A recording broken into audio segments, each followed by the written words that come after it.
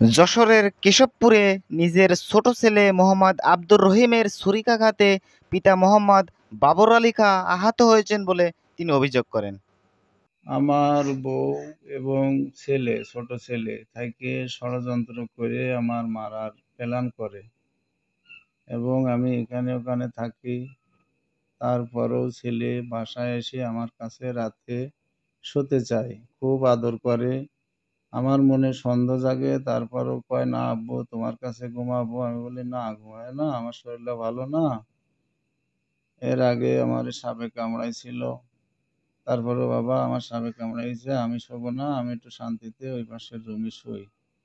তারপরেও আমি শুতে তারে নেয়নি। না নেওয়ার পরে আমি দেখি রাত 2:30টার দিকে প্রস্রাব করতে উঠে দেখি ও পাশের রুমে নাই, বাইরে থেকে ছিটকুলি দেয়া। তারপরে ভোর না 3টের দিকে উঠি, রাত উঠে দেখি এবার ফজরের আজান হবো ভাব, উঠে দেখি নাই। এবার আমি 4:30টার দিকে উঠে ফজরের নামাজ পড়ার জন্য উজু করলাম। করার পরে শব্দ হচ্ছিল, তারপরে আমি উজু করে ফজরের নামাজ পড়ি। পড়ে আমি নামাজের পাটিতে শুয়ে রয়েছি। পিছন থেকে এসে দুড়ুম করে আমার পিঠে একটা ছোরা মারে, কি মারলো যেন, হাত দিয়ে দেখি ছুরি। আমি টানের সাথে ছুরিটা বাইরে ফেলাই দিয়ে পিছনে ঘুরে দেখি আমার ছোট ছেলে রহিম দৌড় মারলো। আমি চিৎকার পাড়তেছি মারার জন্যে, আবার মারবে অপেক্ষায় ছিল, ছুরিটা না পাওয়াতে দৌড় মারে। এতে আইনগত ব্যবস্থা নেওয়ার জন্য আমি পুলিশ প্রশাসনের কাছে, মাননীয় ওসির কাছে আমার অনুরোধ যেন কঠিন থেকে কঠিন শাস্তি পায়। এটি আমি আশা করি এরকম যেন কোনো সন্তান অন্য মানুষের বাপের পিতামাতার ক্ষতি না করে। এই জন্যই সর্বত্র সহযোগিতা কামনা করি। তার বড় ছেলে মোহাম্মদ আব্দুর রহমানের কাছে জানতে চাইলে তিনি বলেন, আমার ফুফু, বাবা এবং ছোট ভাই আব্দুর রহিম আমাদের অন্য একটি বাসায় সেদিন রাতে ছিল। তো সেখানে কি হয়েছিল আমি সেটা বলতে পারি না, এবং আব্দুর রহিম এই মুহূর্তে কোথায় আছে সেটাও তিনি বলতে পারেন না। কি হয়েছিল তা তো আমরা জানি না। মনে করেন যে আমরা দুইজন বাড়িতে ছিলাম, আম্মু আর আমি বাড়িতে ছিলাম, ছোট ভাই ছিল ওকের সাথে।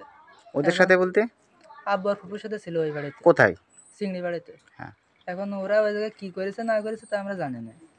এখন ফজরের দিকে আব্বু ফোন দিয়ে বলতেছে রহিমেরকে মারতে পাঠাইছিল। আমি বললাম যে কই না, আমরা কিছু জানি না। তারপরে এখন মারিছে কিনা আমরা সঠিক জানি না। ছিল রহিম মানে ফুপুকির সাথে ছিল, এখন কি করেছে না করেছে আমরা কিছু জানি না। আসলে রহিম আপনার ছোট ভাই? হ্যাঁ, ছোট ভাই। সে এখন কোথায় আছে তা আমরা বলতে পারবো না, ওর সাথে আমার কোনো যোগাযোগ নেই। উক্ত ঘটনাটি ঘটেছে যশোর জেলার কেশবপুর উপজেলার 2 নম্বর সাগরডাড়ি ইউনিয়নের ফতেপুর গ্রামে। সরেজমিনে গিয়ে জানা যায় তিনি তার স্ত্রী এবং 3 সন্তানকে ভালো মতো দেখাশোনা করেন না, এমনকি তাদের খোঁজ খবরে নেন না। তিনি বারবার বিয়ে শাদী করেন, এজন্যই তাদের সংসারে অশান্তি লেগেই থাকে। আহত মোহাম্মদ বাবর আলী খাঁর স্ত্রী বলেন, আব্দুর রহিম তাকে ছুরি মারেনি, কে বা কারা তাকে ছুরি মেরেছে তিনি সেটা জানেন না, এবং তিনি আরও বলেন যে তাদেরকে মিথ্যা অভিযোগ করছে মোহাম্মদ বাবর আলী খাঁ এবং তার বোন মর্জিনা খাতুন। আমরা হইতেছে ছুরিও মারিনি, আমরা জানিও নি। এবার শেষে বলে কি তুগির এবারটা তাড়াবা লাইন আমি করতে পারিছি, ছুরি হাতও দিন মারিনি, আউন মারিছে নিশ্চয়, তাহলে তোরাই মারিছি না লোকের পাঠাইছি বলে আমি পরে মানে অভিযোগ করে। নাতে কিন্তু তোর এমন কলে ফেলাই দেবো, তোর নিজেই চলে যাবি, তোর আমি 1 টাকাও দেবো না। আমি বলতেছি কি আমার বাপ নেই বেশি, আমার দুনিয়ার পার কেউ নেই, তা আমার কিছু টাকা যদি না দাও তা আমি সে জায়গায় যে করি কামাই কীভাবে খাবো? বাকি তোর কাজকর্ম করি খালি তোর একভাবে চলেই যাবে। আর ছেলেরা তো খটি খাওয়ার মতোই গেছ, উগির মতো ওরা থাকবে। তা আমি বলতেছি কি না, আমার কিছু না দিলে ভিটিতে আমি নামবো না।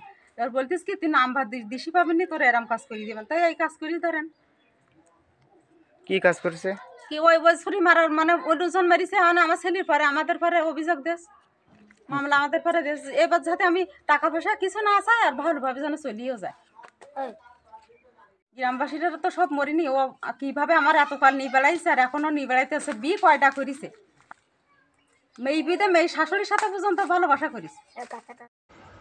উক্ত ব্যাপারে এলাকাবাসী বলেন, বাবর আলী খাঁ তার বউ এবং 3টে বাচ্চাকে ঠিক মতো দেখাশোনা করে না, সংসারে অশান্তি লেগেই থাকে। ওই ভালো কে আর মন্দ কে ওই আইনি ধরি ও জ্বালা ধক্ষ কি নিয়ে জ্বালা দুঃখ দেয়? ওই এইখানে এ বি করে কাইল হনে এ করে তা করে এই সমস্ত করি দিল। উক্ত ঘটনায় মোহাম্মদ বাবুর আলী খাঁ আইনের সহায়তা চেয়েছেন এবং খুব দ্রুতই তিনি মামলা করবেন বলে আমাদেরকে জানিয়েছেন। আইনগত ব্যবস্থা নেওয়ার জন্য আমি পুলিশ প্রশাসনের কাছে, মাননীয় ওসির কাছে আমার অনুরোধ যেন কঠিন থেকে কঠিন শাস্তি পায়।